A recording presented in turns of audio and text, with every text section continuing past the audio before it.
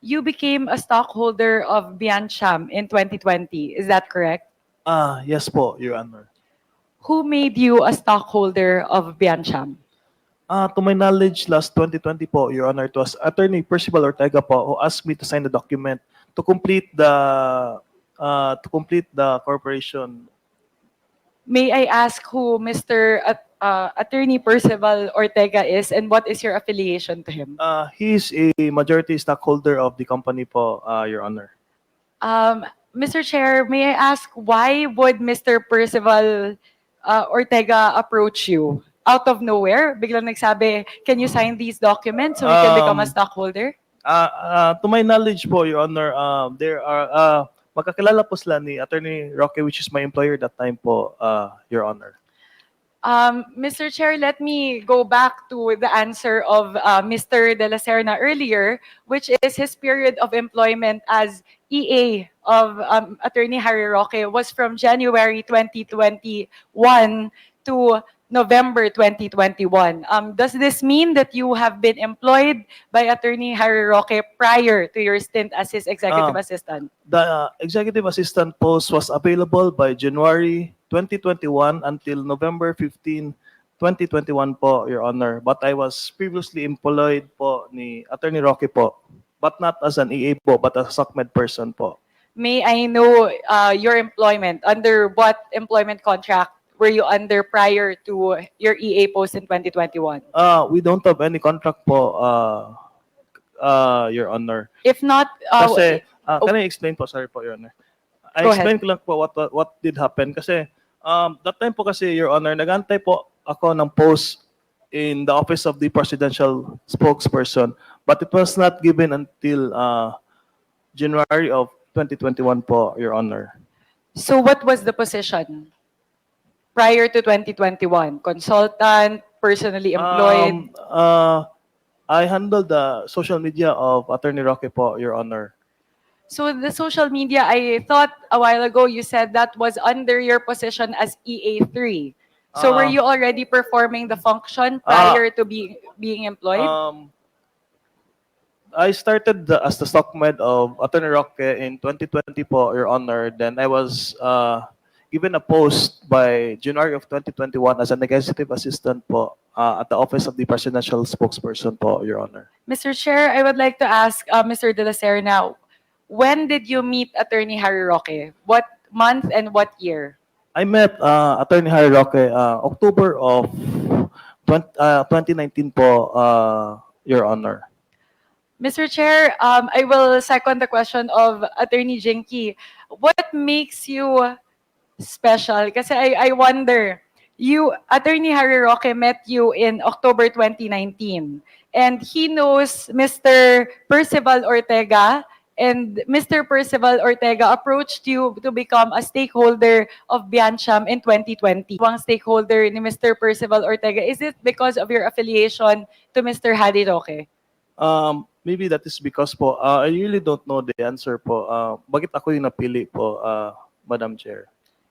Mr. Chair, I would like to ask because you will not accept a post without an offer. So what was in exchange of that? Pirma ka ng mga documents para maging stockholder. Ano yung in-offer sa'yo? Were you offered a To my knowledge, compensation? wala pong compensation yun, Your Honor, in any kind po. To my knowledge po, Your Honor. Because it was just, I do not know, completing, for the 5-man law of corporation po, Your Honor. Mr. Chair, if I hear that correctly, you agreed to becoming a stockholder by name without any compensation, without any responsibilities, without any official responsibilities, Mr. Chair? Walang buy-in, no nothing? I would like to seek counsel to my legal counsel po, Mr. Chair. Mr. Chair? Chairman. Ma- Yes, Mr. Chair, Good. Hello po, Mr. Chair. I would like to seek legal advice from my legal counsel po, Mr. Chair. do you have your lawyer with you? Yes po, Mr. Chair. What is his name? His name is Attorney San Agustin po. Where is Attorney San Agustin? Attorney, can you please enter your appearance before the committee? Mr. Chair, Kevin San Agustin from the Law Office of Rojas San Agustin and Yason, Your Honor. Respectfully entering my appearance for Mr. De La Serna. Okay, thank you. Pakiulit lang ulit yung law firm, yung law office. That's Rojas San Agustin and Yason, Your Honor. Rojas, San Agustin and Yason, Your Honor. Rojas, San Agustin, and Yason. Thank you. Yes, AR, please reply. Mr. Chair, Wait, Congressman Acop muna. may I ask the lawyer who contacted his services? Kamukha din ni Roque, mahaba lang buhok.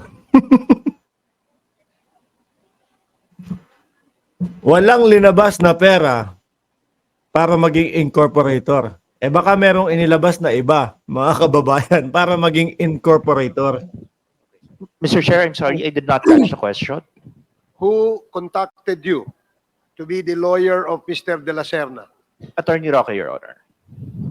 Si Attorney Roque was the one who engaged your law firm to be the lawyer of Mr. De La Serna. May I clarify, Your Honor? May I be allowed to explain, Your Honor? No, but Kindly, Mr. Chair, please proceed. there's a question asked, and therefore, as a lawyer, he should answer that first before he explains. May pa-lawyer Yes, si Your Roque, ha? Sorry, Your Honor, could you please repeat the question? My question, the question of Congressman Acop is who contacted you to be the lawyer of Mr. De La Serna? And you replied it was Attorney Roque, correct? Yes, May Your Honor. pa-lawyer. And you have an engagement contract with Mr. De La Serna. No, I Your suppose. Honor. I Are do you not have- doing this pro bono for Mr. De La Serna? Yes, Your Honor. Whoa! Please proceed, Congresswoman Sonsing. Mr. Chair, let me repeat my question to Mr. A.R. De La Serna. You agreed to be a stockholder by name of Biancham without any buy-in, without any compensation, no dividends, no promise of any offer. Just by name, no responsibilities. When you were approached by Mr. Percival Ortega to sign the incorporation documents. I would like to ask my legal counsel for advice for that, Mr. Chair. Mr. Chair, it is a yes or no question. So, Mr. Chair, I will defer to you whether or not you will allow Mr. De La Serna to confer with his counsel. Mhm. Can you repeat the question again? I'm sorry, Congresswoman Sonsing. Can No you wor- repeat the question? No problem, Mr. Chair. Mr. Chair, my question to Mr. A.R. De La Serna is, when he signed the documents that allowed him to become a stakeholder of Biancham in 2020, when he was approached by Mr. Percival Ortega by endorsement by Mr. Harry Roque, he did so and agreed to become a stockholder by name without any promise of a dividend, a salary, and without any buy-in. So pumayag po siya na will make you a stockholder by name without any responsibilities, without any buy-in into the company, Mr. Chair. Please answer. Hindi naman mahirap sagutin yung tanong ni Congresswoman Swansea. Mr. De La Serna, Mr. Chair, medyo matagal na kasi yung time. I cannot remember if I was given anything Really? that time, to be honest po. So, hindi ko po maalala if I was given compensation or not, but I cannot assume that I was given compensation po. Yun po yung sagot ko. but were you promised salary or any form of compensation when you signed the document? Baka hotdog ang pinramis. Mr. Chair, hindi, I am not sure po if I was given, because that was in 2020 po. Okay. Mr. Please Chair, proceed. if I will sign a document as important as that, becoming a nominal stakeholder, not just a Mhm. stockholder, actually, you're a nominal stockholder as per the documents submitted by Biancham Holdings and Trading Inc. For me, that is such a substantial document to sign. And even though, for example, 10 years ago, I would know if I received a sum or I would know whether I will be offered a salary, Mr. Chair. So I refuse to believe, Mr. Chair, that Mr. A.R. De La Serna does not remember whether he was compensated. But Mr. Chair, let me add another point. If you don't remember whether you received any compensation at the time or not, since, let me ask another question. Are you still affiliated with Biancham Holdings now? No, Your Honor. No? How long were you a nominal stockholder of Biancham? Within this year po, Your Honor, nag-sign na po ako kasi kinuha na po siya ng family ni Attorney Roque. I am not allowed to say anything kasi hindi man ako part ng family nila, but they are fixing it already now. Tapos nagpa-sign na sila ng Yokoy, naayos paper na. sa amin that they are getting my share. My apologies, Mr. Chair. Let me ask for a clarificatory question. Would you mind repeating that, Mr. De La Serna? You said that the stocks were taken away from you. When and by who? You mentioned it already. I am Roque, not sure if I am Nako! allowed to speak about it. Si Roque, sinabi na! It's not yet final. Hindi ako sure if it is already executed, but I already assigned a document. Oh, kinukuha na nila Not Roque. sure what document, what was that.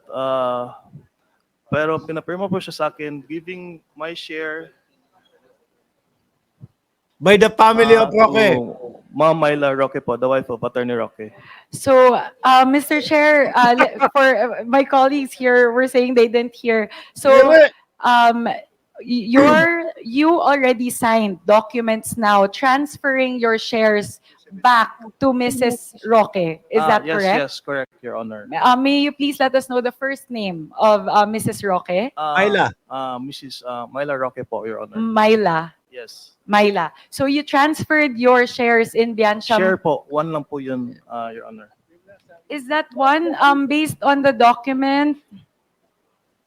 PH2. You do have one share. Okay, noted. one nga, one. So I see it here in the document. So you transferred your share back to Mrs. Myla Roque. Okay.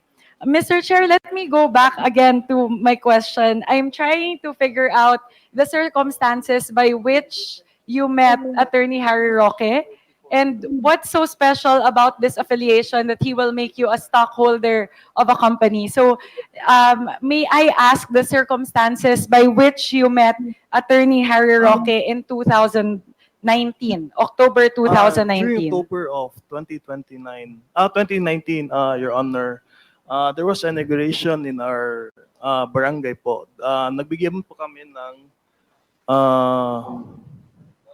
covered court po ata, which was a project through the office of Attorney Roque when he was still a congressman in the 17th Congress po. During the past po, my mother was a barangay captain po of that barangay and was invited to the inauguration, which was kasama po ako. Then doon ko po na-meet si Attorney Roque po, Your Honor. Mr. Chair, kung naiintindihan ko po, so pumunta si Attorney Harry Roque sa isang inaugurasyon ng covered court sa kanilang barangay, kung saan po barangay captain po ang nanay ni Mr. De La Serna. At pagkatapos nun, dun lang kayo nagkakilala? Yes po, Your Honor. Tapos pagkatapos po nun, kinuha ka na po niya na social media? Hindi po, nag-work po ako sa kanya ng 2020 po, ng May po. Bilang? SOCMED person po, Your Honor. So, tapos, pagkatapos nun, ginawa ka na kaagad niya na stockholder ng... No, my knowledge was at that time, Your Honor. Parang very limited lang kaming staff na pumapasok that time. So, I was chosen of isa po na pumirma po to complete the company po. Ano po ang nauna, Mr. De La Serna? Ginawa po kayong stockholder ng Biancham or in-employ po kayo bilang social media manager? Na employment po of SOCMED. Mr. Chair, babalik pa rin po ako doon. Tinatry ko i-establish pero magsiskip muna ako kasi bilang ako, hindi ko iisipin po na bigyan ng stock, ng share sa isang kumpanya yung tao nakakakilala ko pa lang. So I'll go back to that, Mr. Chair.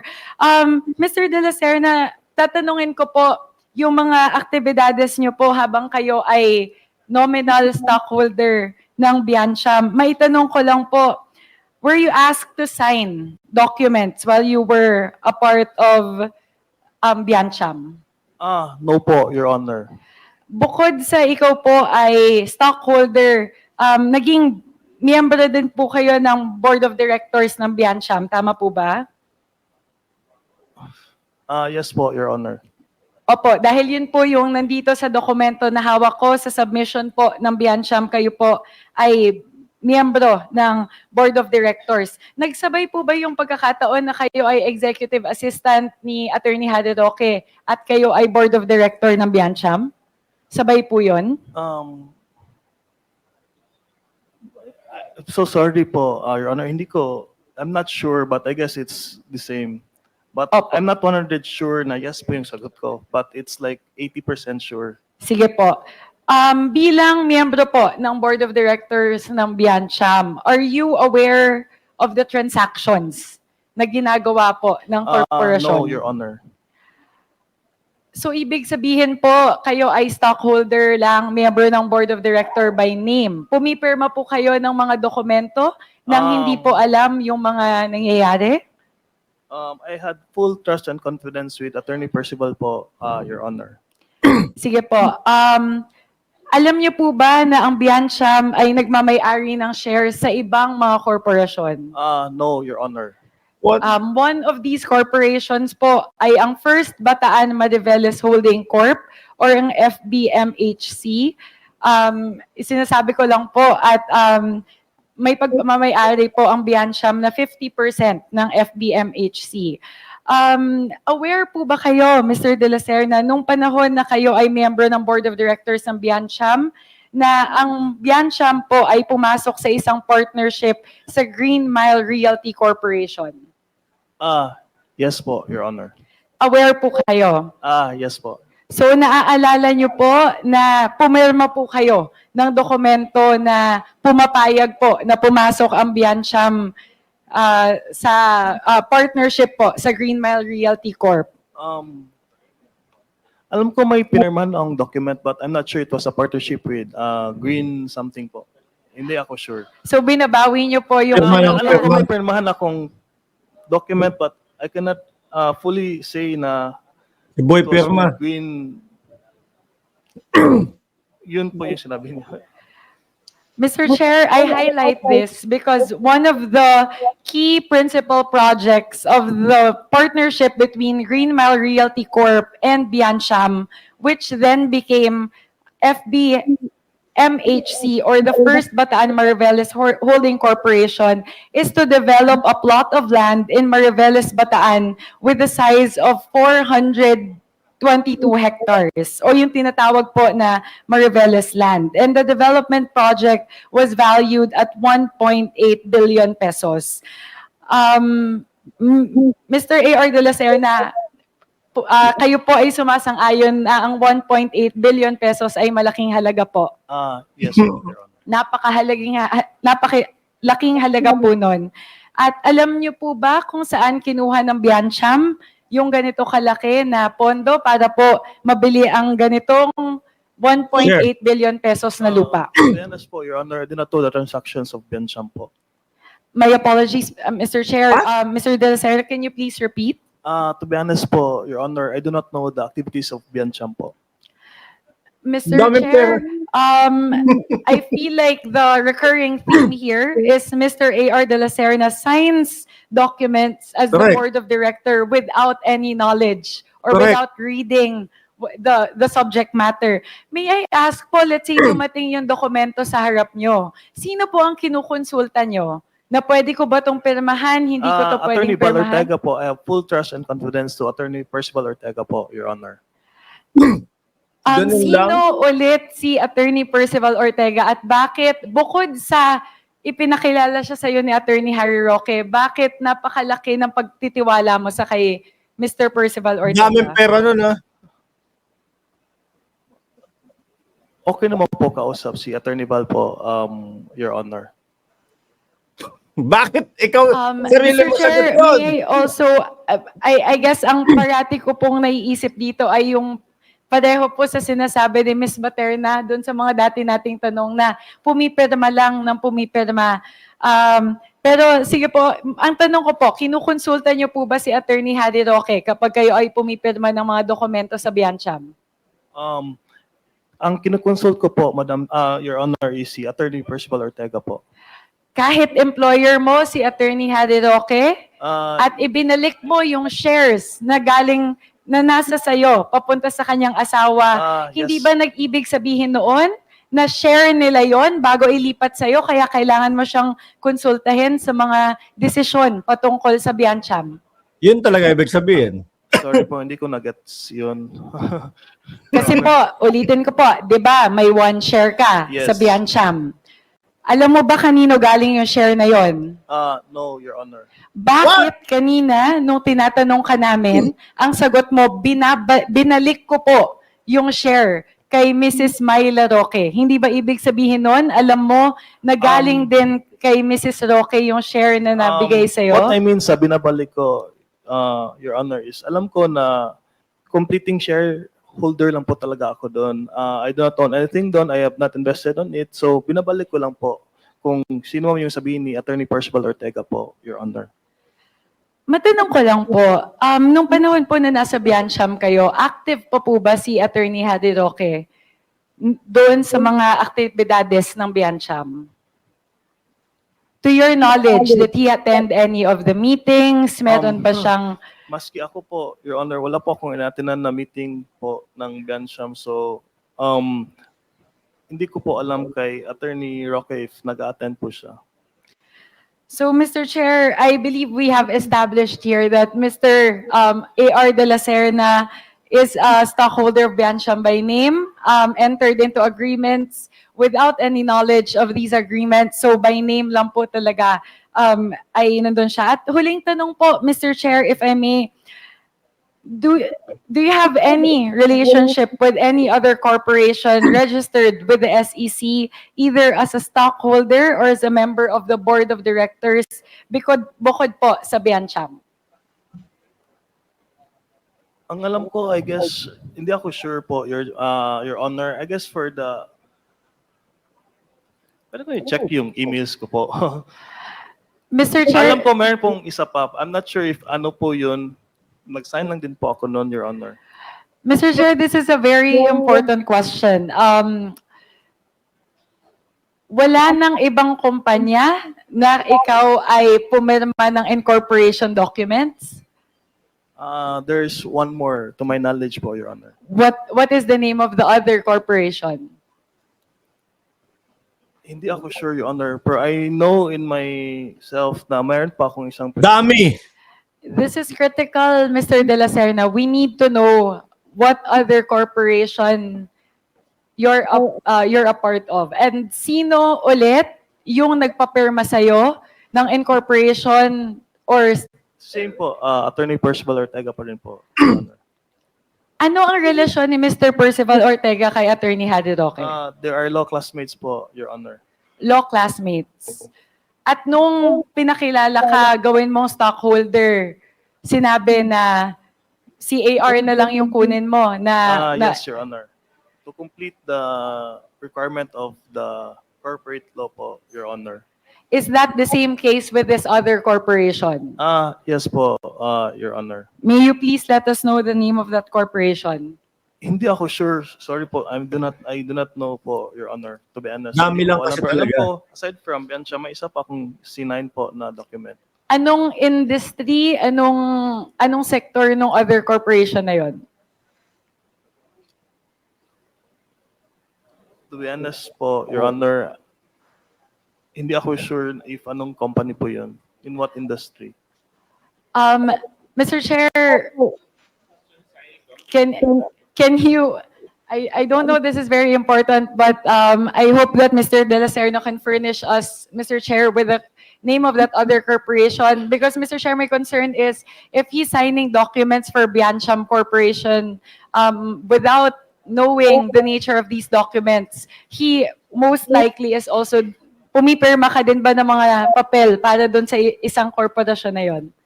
Parang once lang yun, Your Honor. Mr. Chair, sorry, babalik lang ako sa tanong ni Kong Jinky kanina.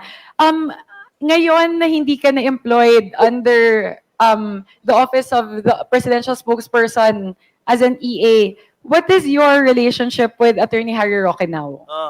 Previous employer po si Attorney Roque po. I maintain a professional relationship with my previous employers po, Your Honor. Bakit po kayo in-endorse ni Attorney Harry Roque kay Miss Cassie Ong na magstay po sa Lucky 99 compound?